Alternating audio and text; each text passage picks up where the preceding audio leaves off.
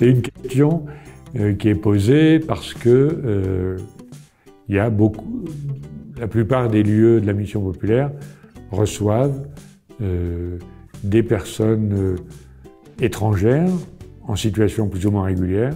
Et donc ça, il y a tout un travail d'accompagnement. Et puis aussi, on travaille avec des populations d'origine étrangère, de nationalité française, mais dans des lieux où elles vivent plus ou moins ségrégées ou ghettoisées.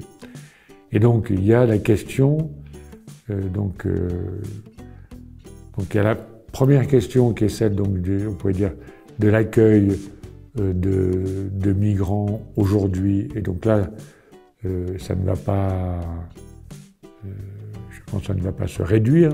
Et donc il y a une question très pratique de la manière dont on accueille, de la manière dont on participe à cet accueil, et puis la manière dont on explique la présence de migrants aujourd'hui, migrants économiques, migrants climatiques, migrants réfugiés pour des raisons politiques, etc.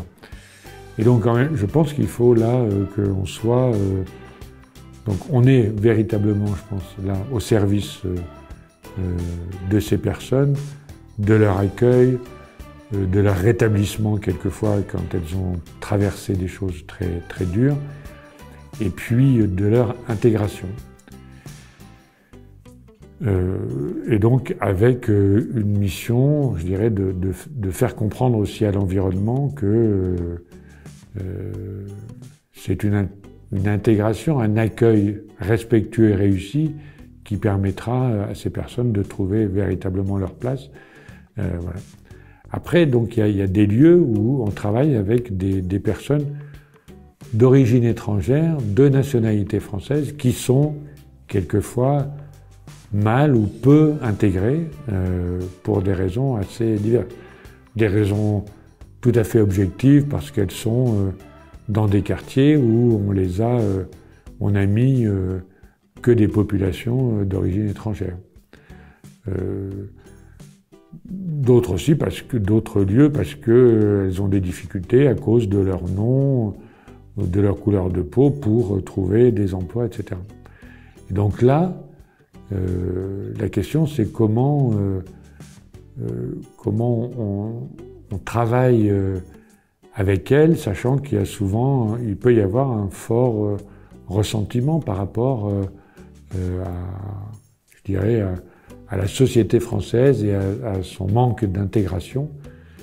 Et donc là, comment en même temps on montre du respect, comment on essaye de répondre aux attentes, comment là aussi on appuie les initiatives des personnes. Voilà.